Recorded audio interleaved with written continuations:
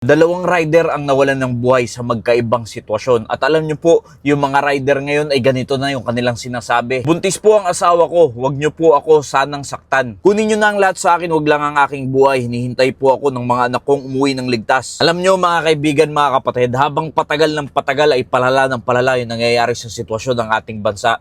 At lalo pa yung mga kriminal ngayon ay para bang wala nang katakot-takot sa ating batas. Wala na silang takot sa Panginoon, wala na silang takot sa lahat ng bagay.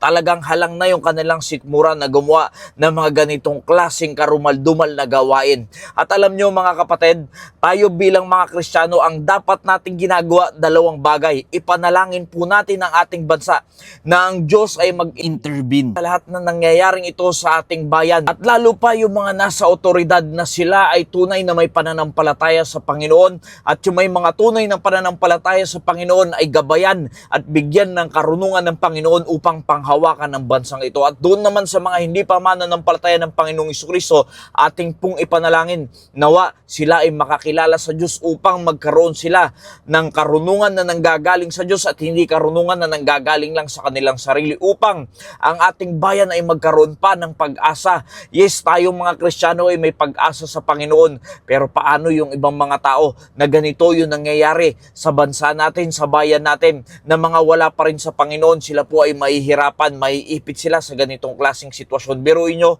may mga pamilya yung mga yan, ano na lang po ang aasahan ng kanilang mga anak, wala na yung magpo-provide para sa kanila dahil sa mga ganitong klaseng mga krimen na para bang andali-dali na lang gawin sa panahon natin ngayon, at ang dami na po mga tao ang lalakas na ng loob gumawa ng krimen.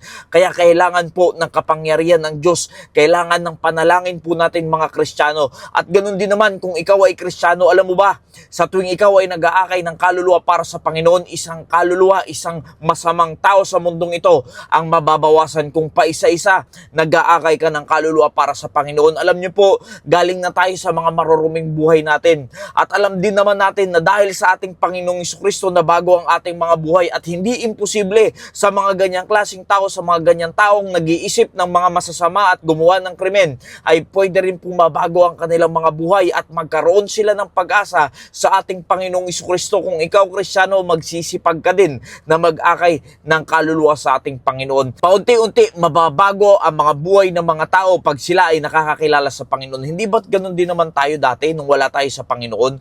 Wala pong kasaysay-saysay yung ating mga buhay, at ang ating mga ginagawa ay pang sarili lang natin, at hindi natin iniintindi yung para sa Panginoon, at hindi natin tinitignan yung mamuhay ng may kabanalan. Pero alam niyo po, pag ang tao ay nakay Kristo na, yan ay mamumuhay ng may kabanalan. Dahil ang tunay na mananampalataya ng Panginoong Jesucristo, yan ay may tinatahanan na ng banal na Espiritu. At pag yan ay tinatahanan na ng banal na Espiritu, dyan na mangungusap ang Panginoon, at dyan mag-uumpisa ang transformation ng isang tao simula doon sa magulong buhay papunta sa mapayapang buhay. Kaya alam niyo po, dalawang bagay, ipanalangin natin ang ating bansa, ang mga namumuno dito, mag-intervene ang Panginoon sa mga nangyayari sa ating bayan, at ganun din, ikaw Kristiyano, magsipag na tayo sa gawain ng Panginoon. Nawa, naging pagpapala po ang mensaheng ito.